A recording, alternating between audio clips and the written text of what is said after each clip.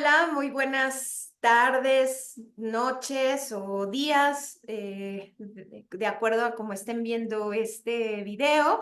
Me da gusto saludarles de nuevo. Mi nombre es Andrea Kenia Sánchez Cepeda, soy profesora de carrera de la Escuela Nacional de Trabajo Social de la UNAM y me da mucho gusto saludarles otra vez en esta posibilidad de video, de poderles compartir pues más del trabajo que se está haciendo otra vez y en el marco de la cátedra José Vasconcelos de la ENSUNAM, cátedra del 2023, aunque vean que este video se está subiendo en una fecha de enero, pero es por cuestiones, digamos, de operatividad, de agenda, de todavía algunos pendientes y algunas aportaciones que afortunadamente tuvimos la oportunidad de conocer posterior a que concluyera de alguna manera administrativamente la conclusión de la cátedra, pero que el trabajo respecto a profundizar en el trabajo social familiar o en el de trabajo social con familias, seguimos haciendo, seguimos investigando, seguimos también captando, identificando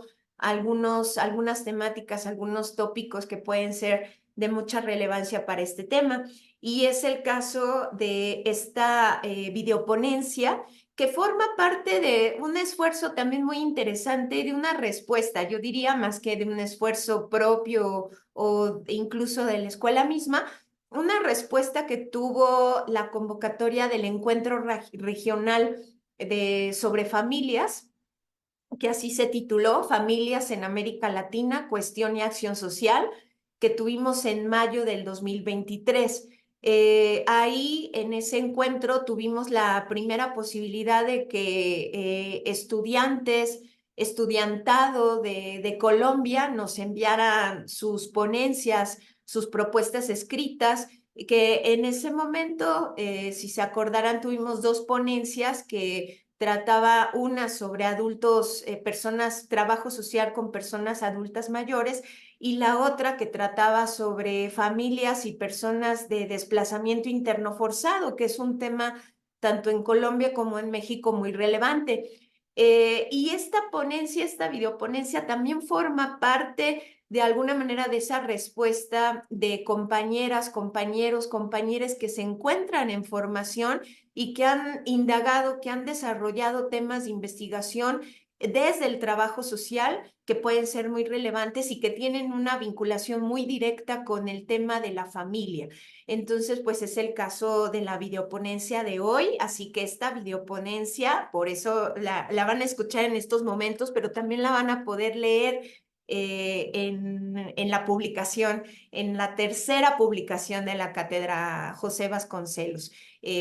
Nada más recuerdo que en la cátedra está auspiciado el proyecto académico del Observatorio Interamericano de Procesos de Trabajo Social con Familias. Y bueno, ya sin más preámbulo, le voy a dar la voz a mi compañera trabajadora social, Aster Kenny Medina García.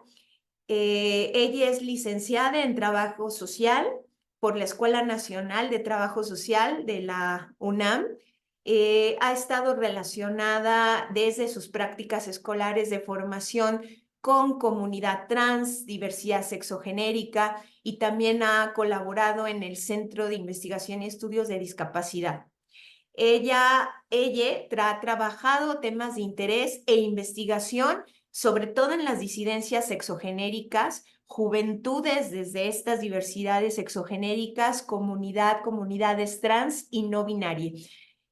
Así que bueno, esta videoponencia corresponde, como yo les decía, a el rescate de un artículo ya no tanto en su calidad de alumna, sino ya más bien en su calidad de licenciada, afortunadamente, y tuve el gran honor de poder colaborar en esta tesis y que este artículo forma parte de alguna manera de reflexiones emanadas de ese proceso de investigación y que tiene por título La familia y la escuela como espacios de reproducción de normativas de género binarias. Así que, estimada Aster, Kenny, muchas gracias por estar aquí, muchas gracias por participar, por enviar tu texto a este esfuerzo del encuentro regional de la cátedra y pues eres bienvenida. Adelante, Aster, Kenny, gracias.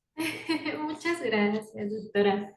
Al contrario, yo igual estoy muy agradecida por el espacio y la posibilidad, ¿verdad?, de publicar algo me emociona mucho.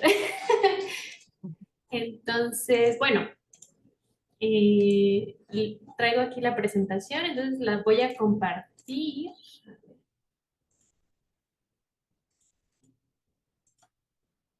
para entrar ya en el tema. ¿Ya está?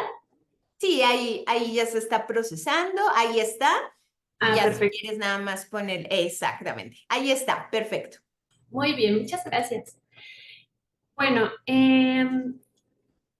ya no hace falta como tal la presentación, porque ya aquí la doctora Kenia me hizo favor de presentarme, pero sí, bueno, nada más de forma rápida. Mi nombre es Kenny Medina García, sin embargo, el nombre que he elegido es Aster, entonces siempre prefiero como ponerlo primero. Y justo vamos a hablar hoy sobre la familia y la escuela como espacios de reproducción de normativas de género binarias. Este trabajo, este texto en particular que ya podrán leer más adelante, surge justamente del trabajo de investigación de mi tesis de licenciatura, que en realidad se llevó a cabo en espacios, bueno, en un espacio educativo aquí en la Universidad Nacional Autónoma de México. Sin embargo, al realizar como todo el análisis y recuperar información y los testimonios con los y les jóvenes, me di cuenta de que la familia también era un punto importante dentro de el entorno educativo. Entonces es un poquito lo que vamos a ir abordando, pero bueno, vamos por partes. Primero que nada, y en la introducción, por si alguien a lo mejor todavía no está muy familiarizada con estos términos, vamos a hablar primero de quiénes son las personas no binarias. Y bueno, en términos simples y sencillos, las personas no binarias somos todas aquellas que no nos identificamos como hombres o mujeres. Existen diferentes identidades y expresiones, como lo veremos aquí en este diagrama que les comparto, bueno, esta imagen que estarán viendo ahora en pantalla. Eh, de, Dentro del paraguas no binario existen diferentes expresiones e identidades que incluyen básicamente la no identificación con alguno de los dos géneros. Esto quiere decir que pueden identificarse con ambos o con ninguno, o fluir entre varios géneros o con todos. Entonces es una variedad muy interesante, justamente el paraguas no binario, porque hay mucha diversidad dentro del mismo. Las personas no binarias se consideran también dentro del paraguas transgénero. Esto quiere decir que somos personas que no nos identificamos con el género que se nos asignó desde el principio a partir del sexo o de las características sexuales de nuestro cuerpo. Es decir, lo contrario a ser una persona transgénero es ser una persona cisgénero, que es el paraguas que vamos a ver del lado izquierdo, que es, por ejemplo, nazco con características sexuales y que se consideran de mujer, entonces se me asigna el género femenino y me identifico con eso, bueno, entonces es una mujer cis. De lo contrario, podría entrar en el paraguas transgénero, y ahí están como dos partes, la parte binaria de hombres y mujeres trans, pero nosotros nos vamos a enfocar en quienes no se identifican solamente con uno. Bueno, como comentaba anteriormente, esta investigación se realizó específicamente dentro de la Universidad Nacional Autónoma de México. Aquí estuvo muy interesante porque justo en el proceso en el que estaba realizando la investigación, se publica la primera consulta universitaria sobre condiciones de igualdad de género en la comunidad LGBTIQ+, en la UNAM. Y en esto se encontraron que hay más de 20 expresiones de diversidad dentro de la universidad. Entre ellas, bueno, pues están personas que se identifican como no binarias, como de género fluido, que no se identifican con ningún género, personas queer, personas trans y también personas, por ejemplo, que se identifican como de mi chico o de mi chica.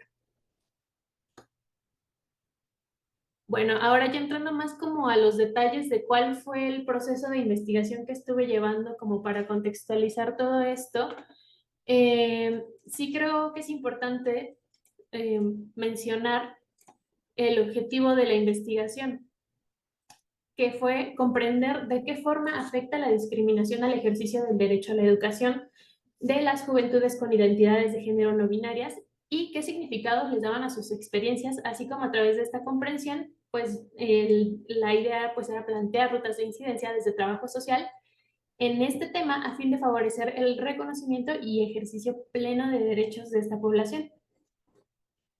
Entonces, a esta pregunta a la que buscaba responder justamente era ¿de qué forma afecta la discriminación el acceso al derecho a la educación de las juventudes con identidades de género no binarias? ¿Y qué significado le dan a sus experiencias? Bueno, para esta investigación utilicé una metodología cualitativa, el alcance fue descriptivo y el diseño fue etnográfico crítico. Se utilizó una perspectiva crítica de género desde los feminismos múltiples y opresiones entrecruzadas de María Lugones y también retomé, muy importante, a Judith Butler, específicamente hablando de la teoría de la performatividad de género. Bueno, acá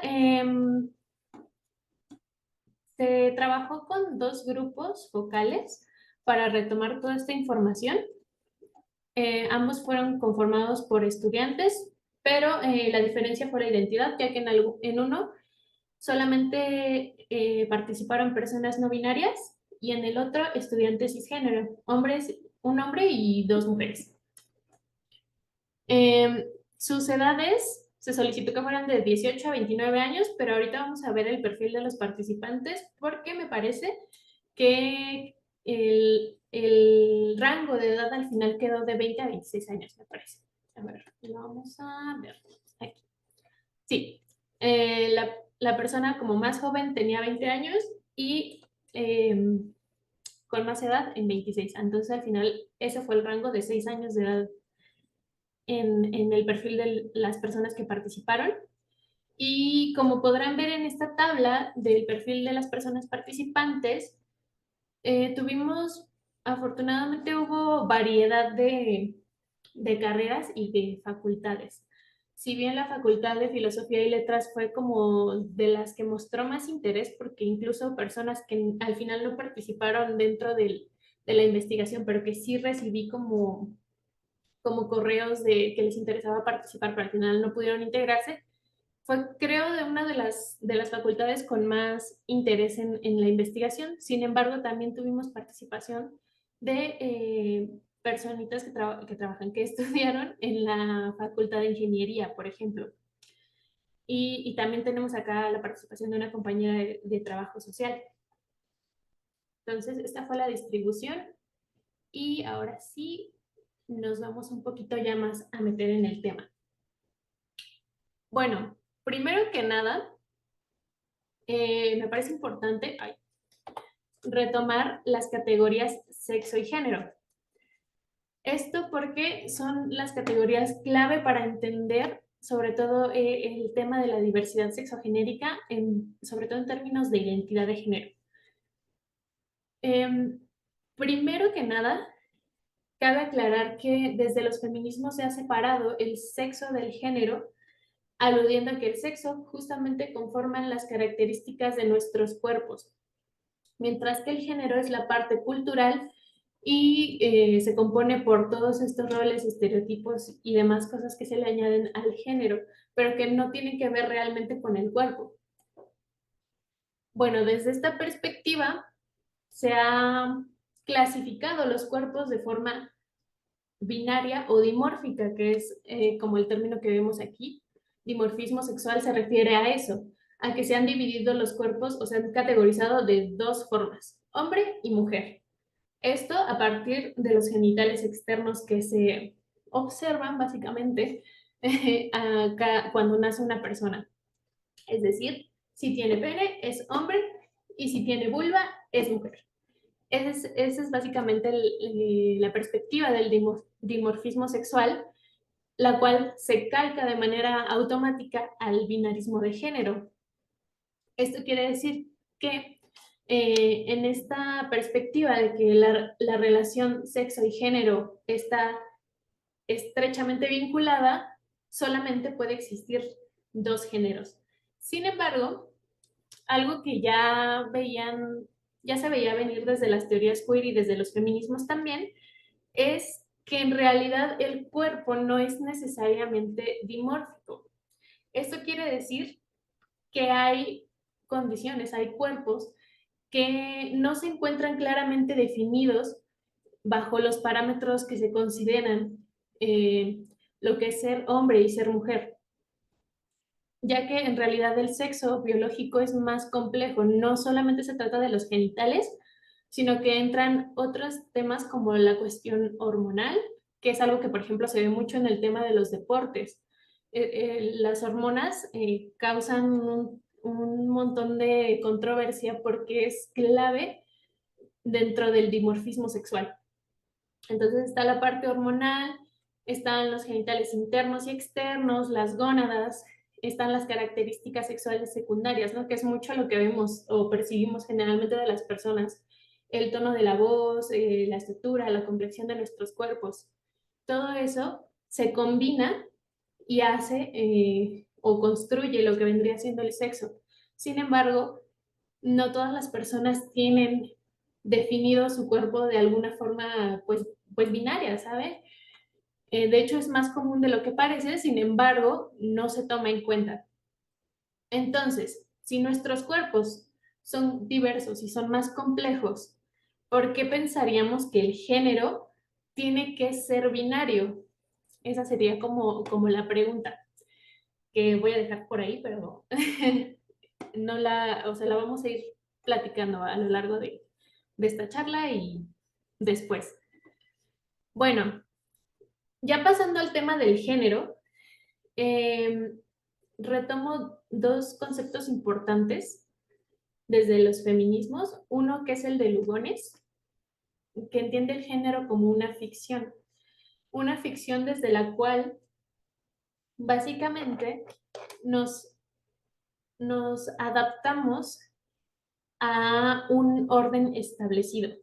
Es decir, el género no solamente se categoriza de forma binaria, sino que se coloca lo masculino por encima de lo femenino.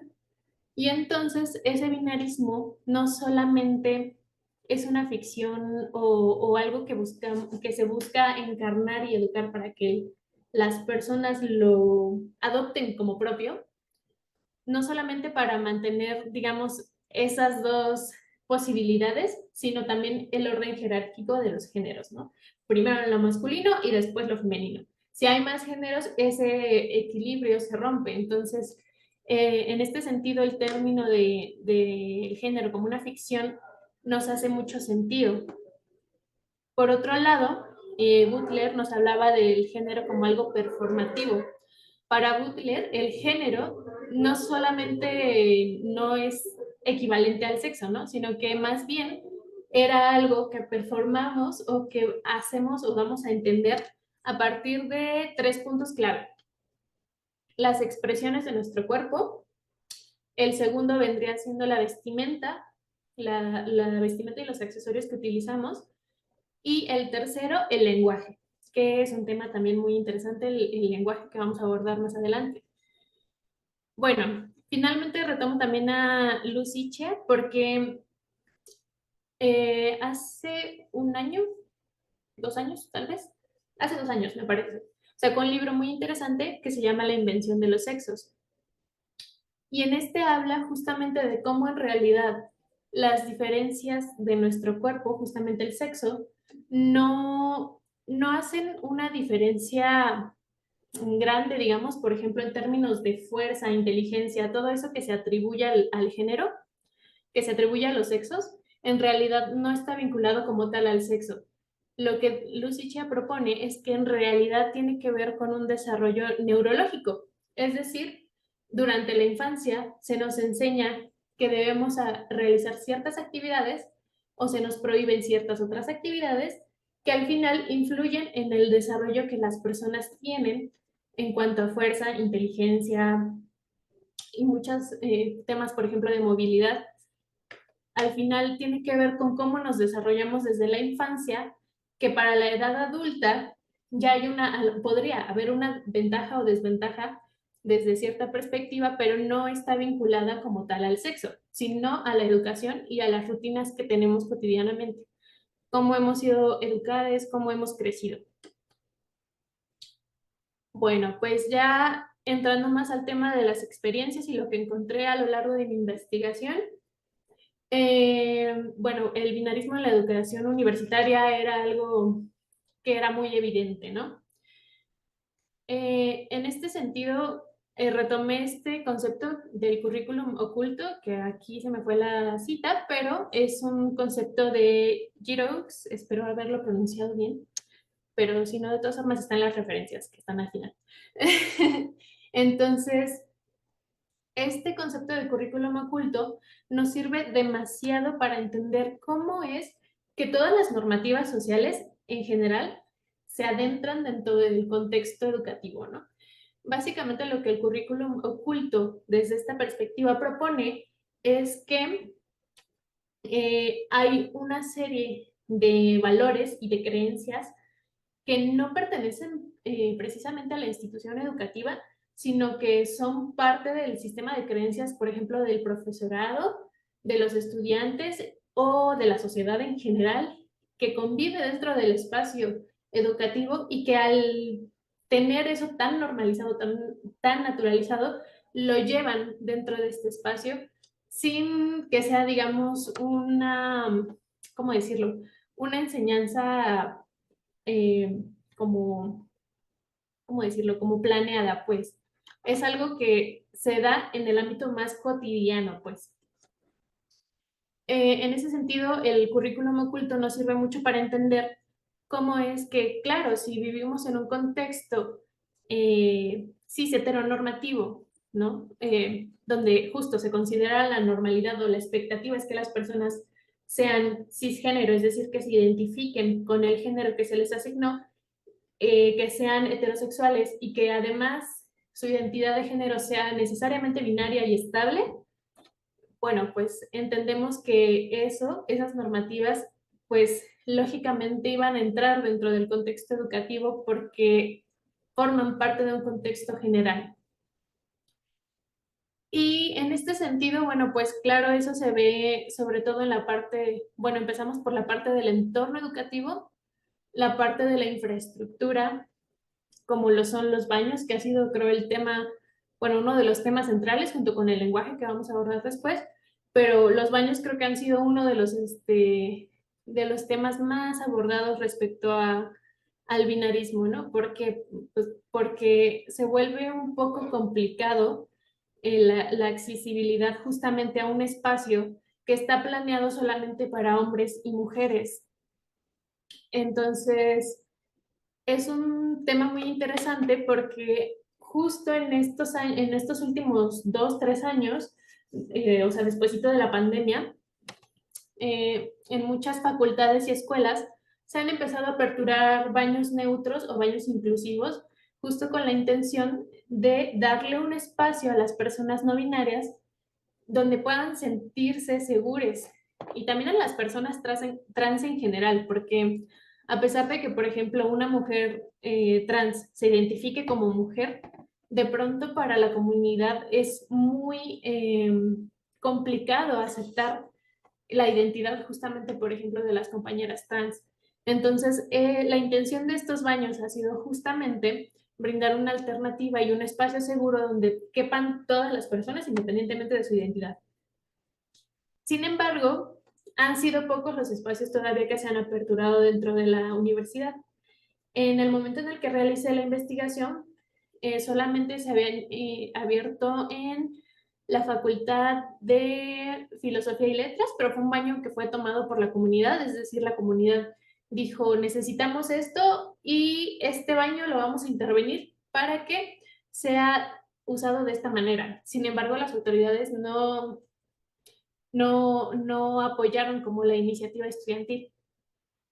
También ya se tenían en la Facultad de Ciencias, me parece que ahí no era solo un baño, sino que fueron varios. Y pues había propuestas pendientes en otras facultades, entre ellas Trabajo Social y la Facultad de Ingeniería. También en algunas otras facultades de estudios superiores también ya tenían algunos baños incluyentes o estaban en proceso. Sin embargo, llama mucho la atención cómo justamente todos estos procesos de cambio justo se han dado desde la comunidad estudiantil. Incluso en la Facultad de Ciencias, en realidad fue un cambio que sí se hizo con apoyo de la administración de dicha facultad, pero fue a petición de las colectivas estudiantiles que se organizaron, que se reunieron con el personal administrativo y directivo y plantearon una serie de necesidades que tenían para poder así adquirir estos espacios. Bueno, el segundo punto que va un poco de la mano es el tema de los deportes. En este sentido, quizá no fue tan marcado porque si bien sabemos que en algunos deportes la división es claramente binaria, hay otros que no lo son, no, o sea, tienen como más posibilidades de ser mixtos. Sin embargo, sí se expresó como cierta incomodidad también al tema de no solamente una división de este es un equipo femenil y este es masculino, sino que también en algunos espacios se mencionaba mucho que está muy marcado el tema de los estereotipos, ¿no? Los estereotipos de género sobre qué deportes son más adecuados para cada género o qué género es más adecuado para determinado deporte. Entonces es otra de esas situaciones que puede causar incomodidad, aunque no sea un obstáculo ahí claro, como en el caso de los baños. Por otro lado, también se mencionaron las actividades académicas.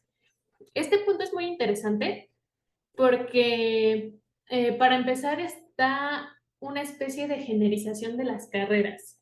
Es decir, se asume que habrá más hombres, por ejemplo, en la Facultad de Ingeniería y de hecho a lo mejor es un dato real. Aquí en Trabajo Social, por ejemplo, tenemos una población mayormente femenina, ¿no? O de mujeres. Y es un poco también el cómo la construcción de las carreras tiene que ver con esta reproducción de roles estereotipos de género. De alguna forma no es una situación explícita, sin embargo, sí tiene ya un efecto en las interacciones educativas y en las actividades que se realizan.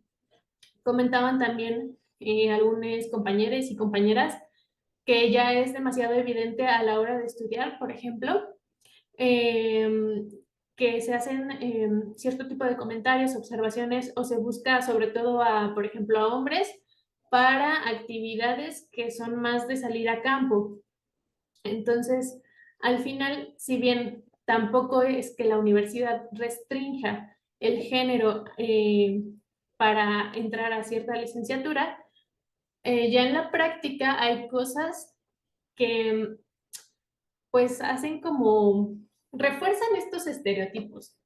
Más que nada es eso, van reforzando esas creencias. Ah, bueno, esta parte era lo que comentaba de los espacios generizados. Dentro de todo este proceso hubo un contraste muy interesante que justo tiene que ver con esto de los espacios generizados, ya que en la Facultad de Ingeniería, por ejemplo, sí hay más población masculina y la Facultad de Filosofía y Letras puede ser un poco más mixta, sin embargo, en ambos espacios se encontraron muchísimas tensiones alrededor de la comunidad trans y también de la comunidad trans no binaria. ¿Por qué? Bueno, primero en la Facultad de Ingeniería era más desde una perspectiva patriarcal y desde el machismo, ¿no? De la supremacía masculina, que justamente no solamente acosaba a las mujeres, ¿no? O a la parte femenina, sino que también hacían como muchos, se marcan mucho los comentarios LGBT-fóbicos en general. O sea, no hablar solamente de transfobia, sino contra toda la disidencia y contra los feminismos. Por otro lado, en la Facultad de Filosofía y Letras hay un activismo feminista muy fuerte, lo cual pues ha llevado a la facultad pues también a tener eh, pues ciertas oportunidades y espacios para las mujeres que sí son importantes y que hay que reconocerse. Sin embargo, hay un sector de este activismo feminista que es abiertamente trans excluyente.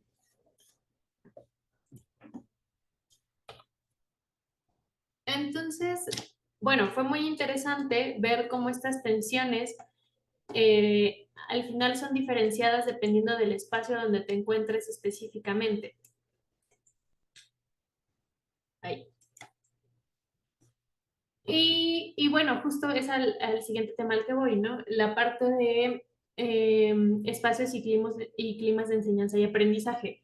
Todo esto que está dentro del entorno, pues al final se ve muy, muy reflejado dentro de las prácticas educativas ya dentro de las aulas, ¿no? El tema del lenguaje es muy importante. Tuvimos, por ejemplo, experiencias de compañeros que tenían mucho el temor a utilizar el pronombre ella porque tuvieron malas experiencias con profesores pasados o porque había situaciones en las que el profesorado directamente llegaba y decía, aquí eso del lenguaje inclusivo no es válido, entonces si lo piensan así, pues no, mejor ni lo intenten, ¿no? Entonces, es el tema de cómo desde estas prácticas que parecen muy chiquitas y muy cotidianas, se van reproduciendo estas normativas, ¿no? Y al final todo eso afecta a las interacciones educativas, no solamente entre estudiantes, sino también con profesores, ¿no? Que también ese es el tema, no estábamos hablando de un tema de bullying solamente, sino que también entran otras, otras formas de opresión, ¿no? Como el adultocentrismo. Bueno, ahora sí, pasamos. ¿Cómo influye todo esto o qué función tiene justamente la familia en toda esta parte educativa? Bueno, pues primero que nada, la familia forma parte en sí del entorno educativo, ¿no? Que es todo aquello, el entorno educativo viene siendo todo aquello que está alrededor de la persona estudiante, ¿no? Y puede ser incluso el contexto político, ambiental, social, todo eso, forma parte del entorno. De esta manera la familia pues es muy importante. Y algo que destacamos o que se destacó dentro de los testimonios de los estudiantes es la familia como apoyo emocional, económico y pues hasta pues también psicológico, ¿no? Social. Al final la familia se convierte en un espacio muy importante para los y les estudiantes, sobre todo justo cuando son el sostén económico para que ellos puedan, por ejemplo, seguir estudiando. Entonces, esa es una parte. Por otro lado, reconocer que muchas de las experiencias que encontré fue que justo el primer espacio donde se reproducen estas normativas de género es dentro de la familia. Y eso, sí, aquí está. Ya al ahondar en cómo vamos construyendo estas ideas alrededor del género, eh, les y los jóvenes llegaban a platicar mucho experiencias desde la infancia. Es decir, no solamente dentro del ámbito educativo, sino dentro de la familia, la parte, pues sí, también de educación o de preparación para formar parte de este sistema binario de género, ¿no? Se regulan un ajuste a normativas de género a través de diferentes medios, como lo es el juego o los juguetes, ¿no? Que todo está generizado. Entonces, automáticamente es como de, tú como niña tienes permitido tener esto y tú como niño esto y puedes jugar a esto o a esto. Nada más, ¿no? Entonces también está, por ejemplo, la parte de la vestimenta o la expresión de tanto de emociones como las expresiones corporales. Esto es muy importante porque estas cosas que justo también son muy cotidianas van reiterando las normas. ¿Y qué pasa cuando salen de estas normativas de género? Bueno, pues viene el regaño, el castigo o incluso violencia. Había el testimonio por ahí de una compañera no binaria que comentaba que justo nunca sintió como mucha comodidad dentro de lo que se consideraba masculino, ¿no? no solamente la parte de los juegos, sino las expresiones, todo esto. Y fue a tal grado que no solamente eran como las burlas dentro del entorno familiar, sino hubo castigos físicos para tratar como de corregir esta situación, ¿no? Por ejemplo, el tema de no expresar sus emociones, ¿no? Era algo que tenía súper prohibido porque se le consideraba un hombre y un hombre no debía llorar por cualquier cosa, ¿no? Entonces, claro, al final nos comentaba que su familia nunca supo con claridad cuál era la identidad que tenía. Sin embargo, siempre hubo una especie como de hostigamiento para que se ajustara a estas normativas binarias de género y además en el género que se le había asignado. Entonces, en ese sentido, las familias son muy importantes porque justamente es donde las infancias van creciendo y adoptando como de primera fuente justo estas normativas, ¿no? Y bueno, eso nos lleva a otro punto. Ya durante su juventud, es decir, en la época ya en la que realizamos esta investigación, eh, un tema que salió mucho a colación fue la salida del closet. Hay una especie de temor muy profundo a salir del closet con la familia.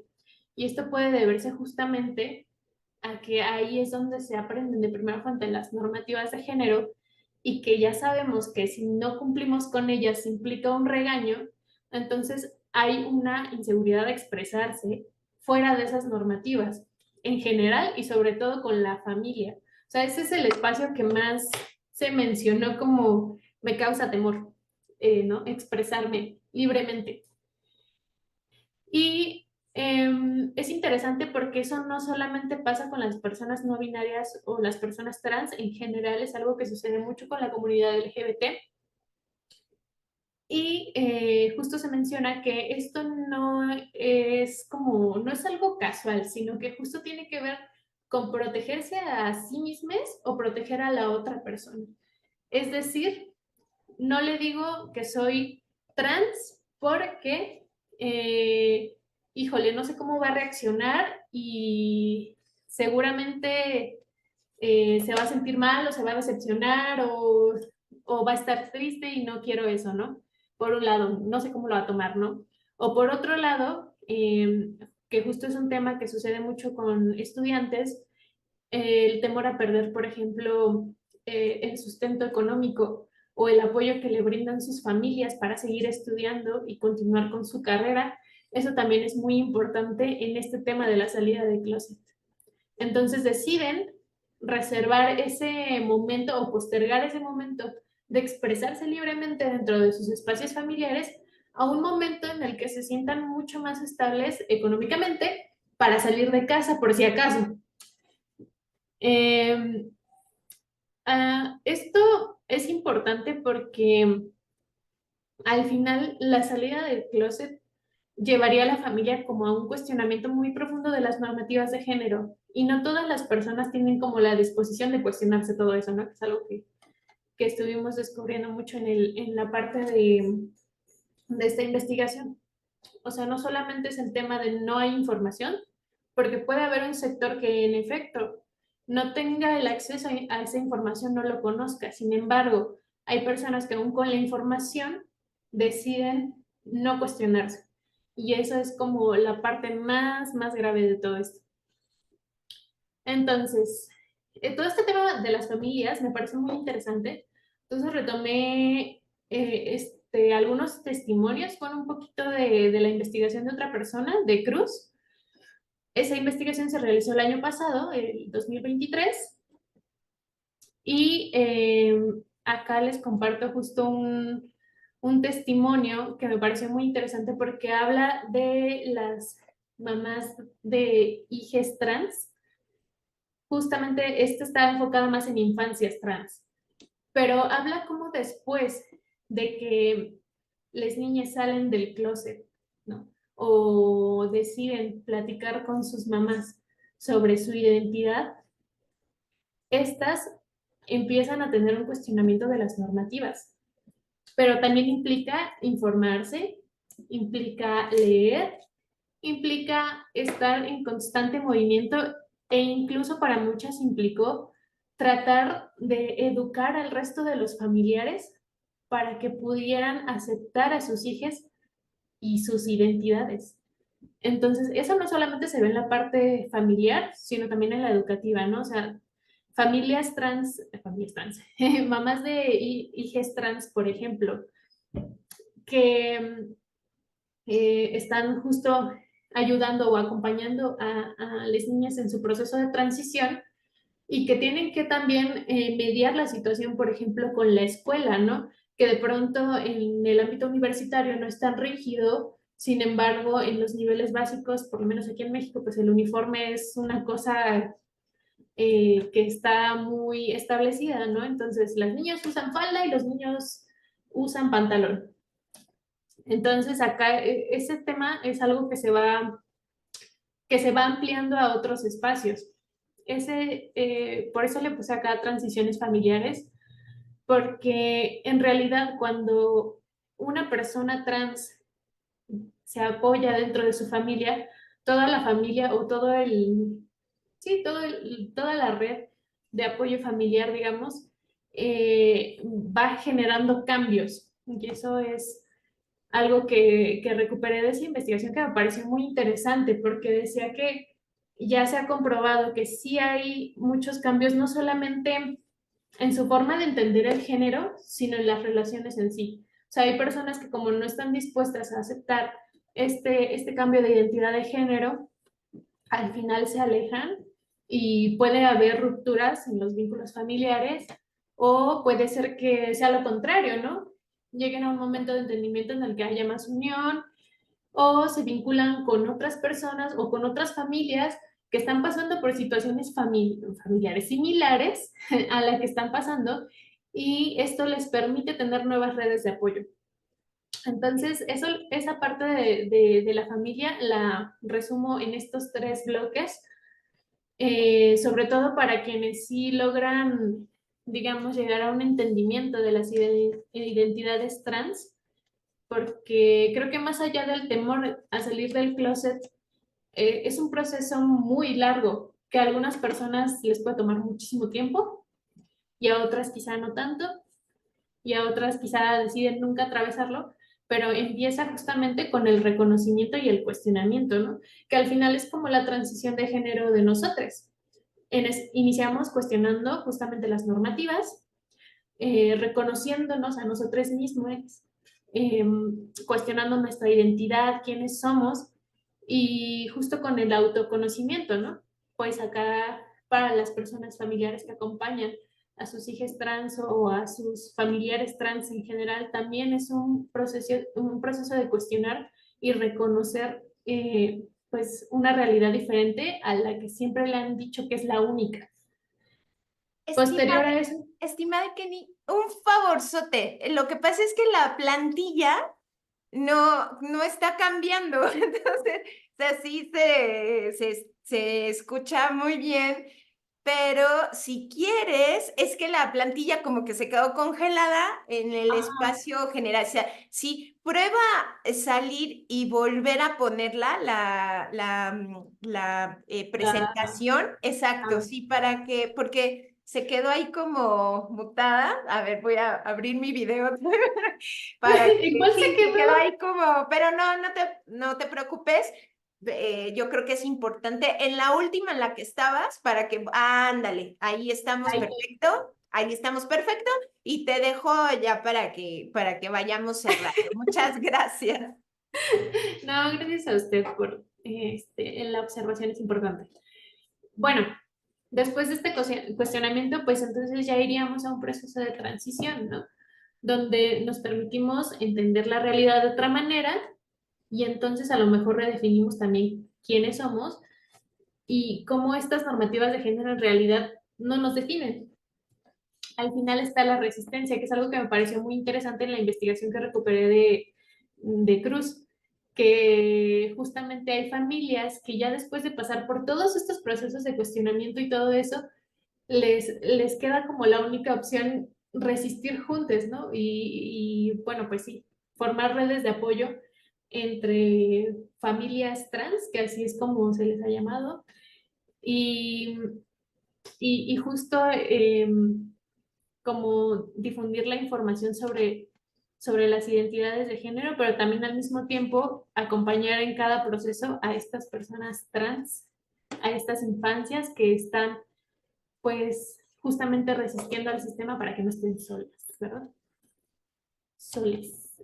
Y bueno, pues justo ya para cerrar acá. Eh, este tema me ha parecido muy interesante como vincular estos dos espacios, porque justo creo que a veces no se dimensiona que justo la familia también es un espacio educativo, ¿no? No una educación formal como tal, sino más desde un ámbito social y que al final sí que nos prepara para estar dentro de esas normativas sociales, ¿no? De lo que se considera adecuado. Entonces, es muy importante ver estas similitudes. Para empezar, que sí, en ambos espacios hay cierto temor o puede haber cierto temor a expresarse libremente porque justamente han sido espacios donde las normativas no solamente han estado, sino han sido como justo algo muy latente que intentamos inculcar, ¿no? Desde la infancia hasta la juventud y seguramente también pasa en los espacios laborales, no lo sé, habría que ver, pero sí me pareció muy interesante esta similitud también como de, eh, si bien la información puede estar accesible o no, una persona puede decidir expresarse o no, queda mucho también la responsabilidad de la persona que recibe esta información, el decidir cuestionar todo ese sistema, porque esa parte es fundamental para realmente lograr algún cambio o alguna perspectiva diferente. Entonces, en ambos espacios, pues sí, creo que tenemos áreas de oportunidad como trabajadoras, trabajadores sociales, porque, por ejemplo, en el ámbito educativo, creo que nos hace falta mucho buscar justo estos espacios de cuestionamiento y de reflexión, ¿no? Tanto para profesorado como para estudiantes, personal administrativo, todo esto, o sea, tiene que ir reflexionándose más a profundidad. No es algo que vamos a lograr, digamos así, solamente difundiendo la información, sino que necesitamos espacios más reflexivos.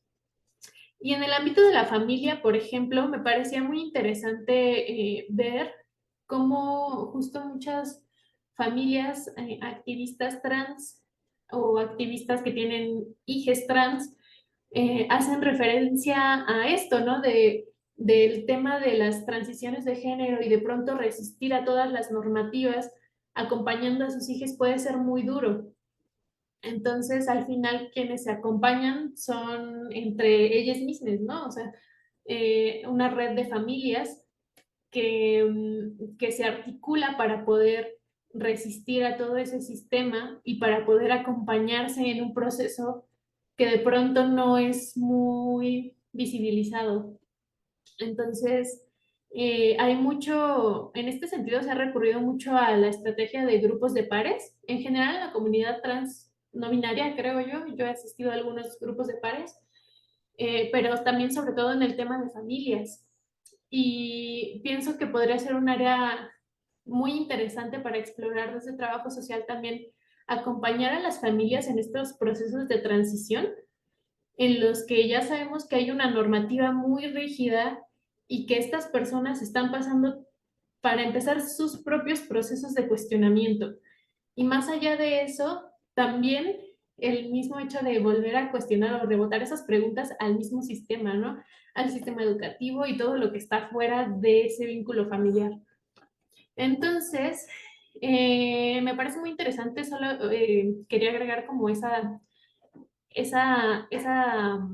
pues sí, esa observación de que creo que es un área de oportunidad muy interesante y algo que podríamos explorar más. Y también recalcar, ¿no? Que tanto en los ámbitos educativos y sobre todo también en nuestro ejercicio profesional desde trabajo social, sería muy importante cuestionarnos también estas normativas binarias de género, ¿no?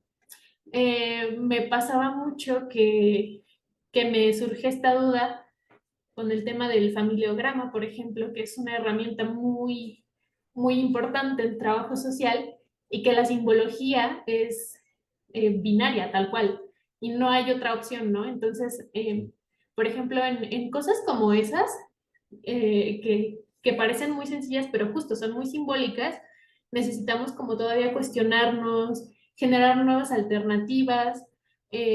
También pues aquí ahorita abordé un poquito el tema de infancias trans, pero hay otra cosa que a mí me parece súper interesante explorar, que es justo el rol de la chaternidad o jaternidad. Se escribe como madre o padre, pero en lugar de la M o la P se coloca con X. Entonces, creo que lo que sí no hay un consenso como tal es cómo se pronuncia, lo he escuchado de muchas formas, pero me parece muy interesante porque he escuchado algunas experiencias y pues es un rol obviamente distinto a la maternidad o a la paternidad, es algo que no hemos explorado como tal y me parece que también podríamos investigar mucho sobre eso y también como integrarlo dentro de nuestras prácticas, ¿no? O sea, como dejar de asumir que hay solamente madres y padres y que estos tienen funciones específicas porque pues también no tienen por qué cumplir con un rol específico, ¿no? De, por ejemplo, proveedor o de reproductor, ¿no? Entonces, pues al final, estas son como las reflexiones que yo quería dejar en torno al tema de familias y respecto al binarismo de género. Y ya, pues aquí ya nada más les comparto mis referencias. Excelente, mi estimada Kenny. Bueno, ahí ahora sí se notó ahí como, fíjate que si nos pudieras, ay, yo te iba a decir que si pudieras dar un poquito atrás a tu presentación porque desgraciadamente se quedó ahí como congelado para que se quede grabado justo algunas de las plantillas sobre todo las de familia, ¿no? Ya abordando esta reflexión que comentabas en lo que le compañere va poniendo otra vez, yo también le voy diciendo, ándale, desde, sí, justo, sí, un poquito más atrás, así para que las personas que nos estén, esa, por ejemplo, esa del testimonio, ahí si quieres, ¿A esto sí se vieron? estimada, de que, ándale, sí, sí, sí, ahí la del testimonio, sobre todo. em, bueno, me gustaría como anclarlo un poquito a algunas reflexiones que comentabas, ¿no? En efecto, aquí en la Escuela Nacional de Trabajo Social, recientemente también, bueno, a partir de la línea de investigación de estudios con familias e intervención social, que bueno, ya saben que yo tengo una postura muy crítica acerca de la categoría intervención, pero hemos tenido la oportunidad de platicar con familias, sobre todo, y es muy también otra vez, ¿no? Muy singular que sean las madres, que sean las mujeres las que entran, como decía Kenny, un poco a ese cuestionamiento, aún, aún frente a la posibilidad de ruptura con la pareja con la que están criando, aún a pesar de que sean madres que no tengan algún tipo de relación, digamos, jurídica, que sean las mal llamadas madres solteras, que digo, es que se hace énfasis en el estado civil, digamos, son maternidades sin para alguna pareja o demás. Y aún, o sea, porque no es solamente el cuestionamiento que implica en el ámbito privado, ¿no? Un poco lo que explicaba Kenny acerca de toda las dificultades de las personas no binarias o trans para salir un poco de ese closet, sino también la parentalidad, es decir, quien está del otro lado, porque es también no solamente el cuestionamiento interno, sino saben que se van a a confrontar con todo un aparato heteronormativo social en el trabajo, en la propia familia, o sea, ¿no? En otras redes sociales como los comadrazgos, los compadrazgos, ¿no? O sea, se van a enfrentar a toda una estructura de cuestionamiento también, o sea, eso me parece que hay que tomarlo en cuenta. Entonces, muchas de las familias trans, como bien decía Kenny, ellas también se asumen como trans, o sea, aunque no, aunque digamos se informan y ya ubican todo este proceso de cuestionamiento frente al cuerpo heteronormado o el binarismo, digamos, en el que está estructurado la sociedad, se asumen como trans también porque se asumen como estructuras sociales que están transicionando hacia una nueva forma de verse, de quererse, de relacionarse. O sea, yo por ejemplo, de las cosas que he aprendido, ¿no? También, obviamente aquí que hubo un panel de familias trans, sobre todo con el tema del derecho a la identidad jurídica en infancias trans, ¿no? Entonces, esto que nos decía Kenny, que ya son testimonios de compañeros, alumnado, compañeros, alumnes, estudiantes que están en el ámbito universitario y que vinculan, ¿no? Esas experiencias finalmente son, yo me diría, Kenny, no me dejarás mentir, la escuela y la familia como circuitos de socialización, una muy primaria, que es la familia, obviamente, la otra que, pues, estructural o sistemáticamente se le ha conocido como secundaria, pero que finalmente son los dos grandes espacios de socialización en las que transcurre gran parte de la vida cotidiana, es decir, del diario vivir, pero también gran parte de la experiencia simbólica de la vida. O sea, exacto, por eso pesa tanto, ¿no? Y si quieres, Kenny, ahora sí date más atrás, vueltita para que la gente que esté escuchando esta ponencia pueda conocer esto que hablaba le compañeros sobre salida de closet, sobre todos estos conceptos, estas cosas, ¿no? Que se fueron como vinculando, aunque la investigación estuvo básicamente centrada en el espacio educativo universitario, pero que bueno, hay cuestiones de vinculación, ¿no? Fíjate que todavía no está yéndose atrás. Yo creo que es como problema. Ándale, ahí, está bien, perfecto. Mira, que no sé si te gustaría como hacer alguna réplica, que ni a mí me parece muy interesante el texto. Les invito a que lo conozcan, que lo lean, porque además, también, de acuerdo a lo que decía el compañero Kenny, que es el acompañamiento y la incidencia o la actuación profesional que puede tener le trabajadores social. Esto es bien importante, yo considero, porque, y ahí también comentarle a la gente que nos ve, porque seguramente va a haber, no seguramente, yo me atrevería a decir que hay mucha tradicionalidad sistémica, metodológica, teórica para ver el tema familiar dentro de la disciplina. Yo quisiera decirles a las y los colegas que tienen estos posicionamientos que aquí no tratamos de imponerles o de decir, ahora este es la nueva forma de ver a la familia, no, pero no me dejarán mentir que hay estas situaciones que se presentan y ¿qué pasa? Y eso lo vinculo mucho con el objeto social y disciplinar de trabajo social. ¿Qué pasa cuando una familia no abraza? ¿Qué pasa cuando en un ámbito familiar se ejerce la violencia desde la primera cercanía, desde las primeras experiencias de proximidad a la vida? Bueno, tenemos de ahí, yo creo, y casi hay un consenso en que todas las personas que somos trabajadoras y trabajadores de lo social decimos, es que el problema de origen está en las familias. Bueno, entonces esto es de lo que queremos un poco como apuntalar y creo que el compañero Kenny ya lo hablaba, ¿no?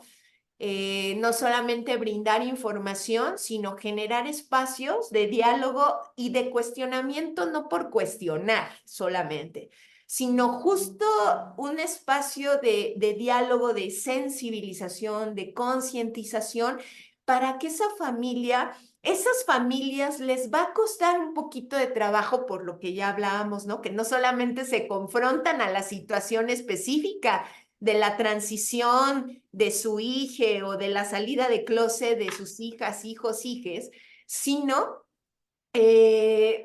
también se confrontan con todo un aparato de determinante heteronormado binario, ¿no? De la sociedad. Entonces, de lo que se trata aquí es que queremos también ofrecer herramientas, dar estas perspectivas, como decía Aster Kenny, para que podamos brindar acompañamientos profesionales y que esas familias abracen a sus diversidades, justo para que vayamos pegándole sí, impactando los espacios donde se generan los problemas, ¿no? Como dicen, ¿no? Impactando las causas y no los efectos. Entonces, esto es bien importante, Kenny. No sé si tú quisieras dar una réplica final acerca de eso, porque yo rescataría esas dos cosas como muy relevantes de tu texto y de tu ponencia. Sí, justamente algo que ya no mencioné por acá, pero que sí menciono en el texto era, por ejemplo, tenía el caso de una chique que desde su infancia siempre tuvo como expresiones que no se consideraban como de su género asignado, ¿no? Adecuado para estas normativas. Y, y al final, bueno, pues esto desembocó en que salió de su casa a los 17 años.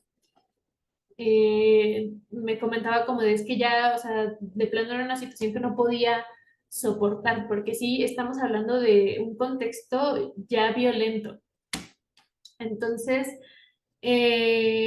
pues sí, o sea, cuando una familia justo se aferra mucho, porque esto era lo que pasaba acá, ¿no? Había una rigidez con las normativas, ¿no? Que llegaba a tal grado en el que la corrección era de forma violenta. Y pues al final esos vínculos familiares pues se rompieron totalmente. O sea, me comentaba como de, no, pues llevo tantos años sin platicar con mi familia, ¿no? Y no está en mis intereses como volver a hablarles porque pues ya tuve estas experiencias. Y claro, eso impactó mucho en general en su vida, también en su vida como estudiante, porque entonces ahora tenía que sostener su vida, ¿no? Y también sustentarse como estudiante, pues no era nada fácil.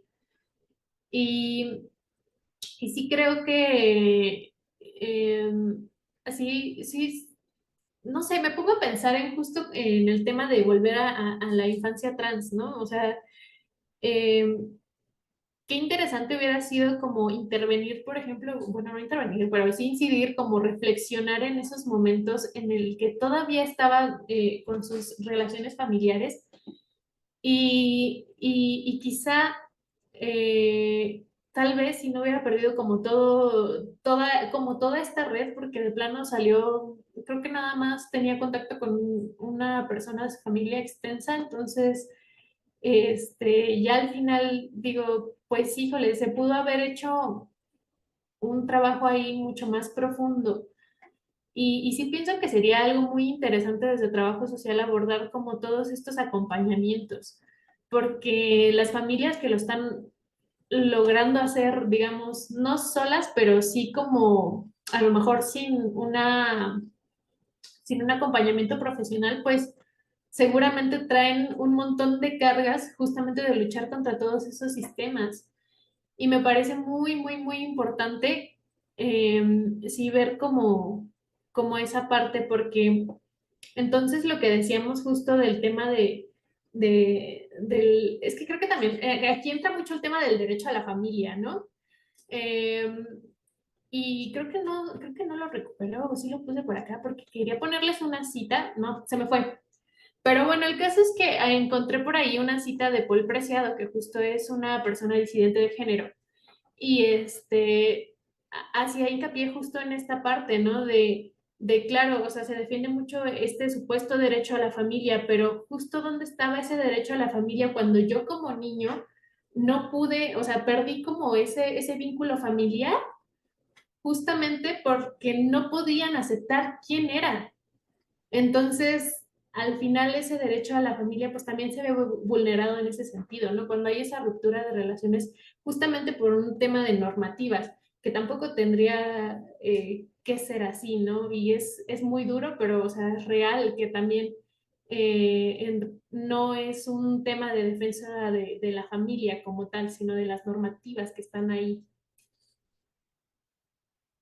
Sí, en efecto, Kenny. Y yo diría pues ya para cerrar y despedirnos, estimada, que es una cuestión de casi, yo me lo imagino como un arte textil muy fino, o sea, el acompañamiento con familias que en este tema y en otros, porque son cuestiones muy simbólicas, muy sentidas, subjetivamente muy emotivas, muy profundas. Ujú.